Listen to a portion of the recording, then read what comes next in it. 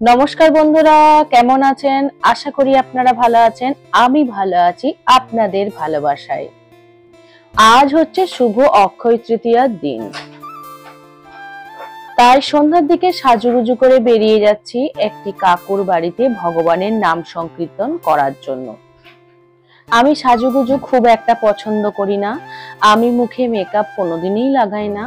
খুব হালকার উপরে হালকা একটা লিপ বাম আর হালকা একটু যদি লিপস্টিক লাগালাম, আর ছোট টিপ একটা লাল টিপ, আর আইব্রোতে একটু হয়তো কাজল নিলাম। চোখেও কাজল খুব কম নিই আমি, ব্যাস এটুকুই আমার যথেষ্ট। এদিকে মেয়ে আমার ক্যামেরাম্যান, মেয়ে আমার আমি কি করছি না করছি ও আমার সেটা ভিডিও শুট করে দিচ্ছে এবং আমাকে বলছে মাঝে মধ্যে একটু করে হাসো।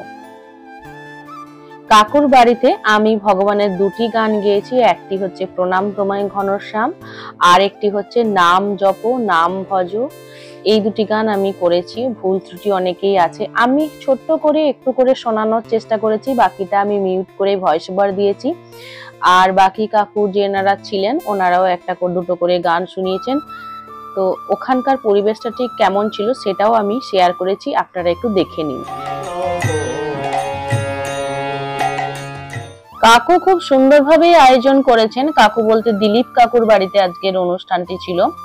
আর যিনি গান গাইছেন উনি হলেন আমাদের অরবিন্দ কাকু। উনি ভগবানের নাম সংকীর্তন করে থাকেন, আমরা ওনার সঙ্গেই যাই এখানে সেখানে গান করতে। উনি প্রথমেই কয়েকটি গান শোনালেন, তারপরেই আসছি আমার গানটিতে।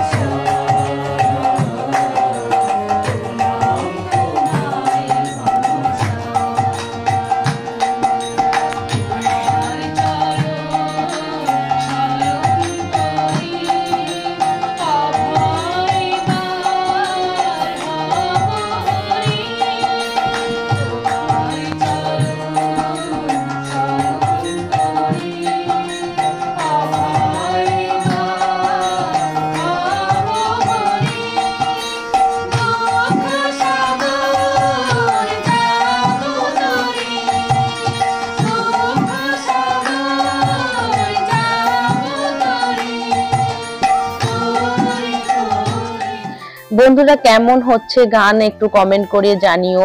আসলে খুবই ভালোবাসি ভগবানের নাম সংকীর্তন করা, যেখানেই ডাক পাই সেখানেই ছুটে যাই সব কাজ ফেলে রেখে, যদি একটু ভগবানকে ডাকতে পারি এই আশাতেই। খুব ভালোবাসা নিয়েই এই গানগুলি আমি করে থাকি।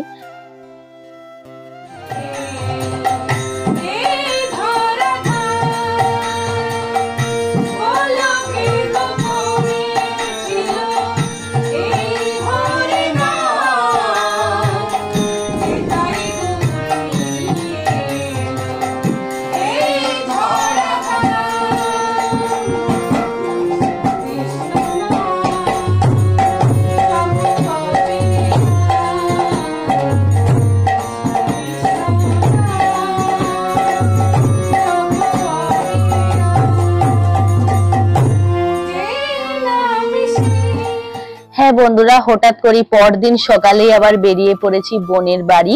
আমার বোনের বাড়ি হচ্ছে আমার জন্মভূমি তার পাশেই, মানে আমার জন্মভূমি সুকজরা গ্রাম থেকে 8 ঘন্টার মতো বাই বাস বা বাইক যে যাতেই যান 8 ঘন্টার মতোই যেতে লাগে। তো চললাম হঠাৎ করেই, খুব একটা প্ল্যানিং ছিল না। আসলে সোমবার থেকে মেয়ের স্কুলের সামার ভ্যাকেশনের ছুটি পড়ে গেছে, কিন্তু টিউশন গুলি সব তো চালু আছে। তো আমি ভাবলাম সোমবারে টিউশনটা যদি ম্যানেজ করে একদিন আগিয়ে নিতে পারি তাহলে রবি আর সোম এই দুটো দিন বোনের বাড়ি থেকে ঘুরে আসবো। ও অনেকবার করে বলেছে যেতে, বারবার বলে, কিন্তু আমি পেরে উঠি না, অনেকদিন যাওয়া হয়নি। তাই ভাবলাম আজকে একটু চট করে বেরিয়ে যাই। এভাবে না বেরিয়ে পড়লে না কোথাও আর প্ল্যানিং করে যাওয়া হয়ে ওঠে না। কিন্তু আমরা যে বেরিয়েছি আমরা কিন্তু একটা ঘটনা জানতাম না। আমার বোনের বাড়ি আরামবাগ থেকে বাই বাস, ওর বাড়িটা হচ্ছে বালাদ্বীপ, জয়রামবাটি থেকে 10 মিনিটের দূরত্বে। তো আরামবাগ থেকে বাসে যেতে হয়। তো আজকে যে আরামবাগে মাননীয় প্রধানমন্ত্রী মোদিজি আসছেন, নরেন্দ্র মোদিজি, তো আমরা সেটা জানতাম না। সেই কারণে হয়েছে কি, বিশাল একটা যানজট তৈরি হয়েছে। রাস্তায় আজকে যানবাহন খুবই কম চলছে, বাস তো একেবারেই নেই, খুব রেয়ার একটি কি দুটি বাস যাচ্ছে। তো সেটা তো আমরা আগে থেকে জানতাম না, সেই জন্য আমাদের সমস্যা হঠাৎ করেই দেখা দিল। আমরা ওই জন্য ট্রেন যেহেতু ধরে ফেলেছি, তো ভালোই হয়েছে। একদিকে ট্রেনে আমরা আরামবাগে ভাবলাম যে নামবো না, আরামবাগটাকে এড়িয়ে চলে যাই, কারণ ওখানে নামলে আমাদের টোটো অটো বা বাস তো নেই, যা কিছুই ধরতে যাই না কেন সমস্যা দেখা দিতে পারে, আর প্রচুর পরিমাণে ভিড় যেহেতু জনসভা ওখানে হচ্ছে। তো ভাবলাম আরামবাগটা না নেমে নেক্সট স্টেশন বা লাস্ট স্টেশন সেটা হচ্ছে গোঘাট, সেখানেই নামবো। তো যেতে যেতে রাস্তার চারপাশে দেখুন দুই পাশে কি সুন্দর প্রকৃতির মনোরম দৃশ্য। তো এগুলো একটু ভিডিও না করে পারলাম না, কথা বলতে বলতে আমরা গোঘাট স্টেশনে নেমে পড়েছি। ওরা বাপ বেটি হাতে হাত রেখে ধরে যাচ্ছে। এই ট্রেনটাতে আমরা আসলাম। হাওড়া থেকে আরামবাগ ট্রেনে আসতে 25 টাকা, আর গোঘাট আসলেও সেই 25 টাকা পার হেড টিকিট কাটতে হয়। তো আমরা গোঘাট এইবারে নামলাম, কারণ ওই কারণের জন্য। এরপর এখান থেকে নেমে গোঘাট বাস স্ট্যান্ডে যেতে গেলে ওখান মানে স্টেশন থেকে টোটো অটো বা এই ভুটভুটি বা এই প্রাইভেট গাড়িগুলো সব দাঁড়িয়ে থাকে, যার যেরকম সুবিধা অনুযায়ী তারা সেরকম ভাড়া করে নেয়। তো আমরা এখন কি করব, আমরা অবশেষে একটা ভুটভুটি ভাড়া করেছি। মানে এই ভুটভুটিতে চাপতে আমার খুব ভালো লাগে, দুলতে দুলতে যায়, কিন্তু একটু রিস্ক আছে। এরপর আমরা ভুটভুটি করে চলে আসলাম গোঘাট বাস স্ট্যান্ডে। তো এখান থেকে বাস তো পাবো না, কিন্তু আমরা কিভাবে যাব, হঠাৎ করে দেখলাম যে একটা টোটো আসছিল, তো টোটো ভাড়া করে নিয়ে আমরা চলে আসলাম। তো আমি বোনের বাড়ি এসে পৌঁছে গেছি, বালাদ্বীপ গ্রামে, আমার বোনের শ্বশুর বাড়ি। এটা হচ্ছে আমার বোনের বাড়ি, আর আমার বোন ওদিক দিয়ে গেটে একদম অপেক্ষা করছে আমার জন্য যে কখন আসবে। যা হয় আর কি, বনে বনে মিষ্টির প্যাকেটটা ধরিয়ে দিতেই আবার ঘুরে এসে কিছু একটা বলতে আসছে। তো সকাল থেকে কিছু খাওয়া হয়নি, তো খিদে পেয়েছিল, ও বললো প্রথমে খেয়ে নে। তো হাত পা ধুয়ে আমরা একটু খাবার খেতে বসে গেছি। বোনের ঘরে এসে ঘুগনি মুড়ি খাচ্ছি, বলে দিচ্ছে ঘুগনি করে রেখেছিল, পেঁয়াজ কুচি, মুড়িটা একটু সামনেটা নিয়েছে, দেখা থালাটা দেখা, ঘুগনি মুড়ি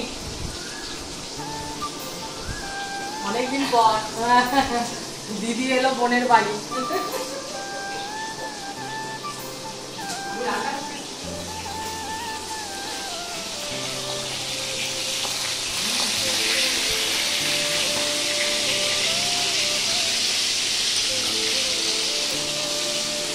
বন্ধুরা, আজকের ব্লগটা আমি এখানেই রাখছি। নেক্সট ব্লগে কি কি রান্না করলাম, কোথায় কোথায় ঘুরছি, সব আপনাদের সঙ্গে শেয়ার করবো। আপনারা ব্লগ ভিডিও দেখতে থাকুন। টাটা, বাই।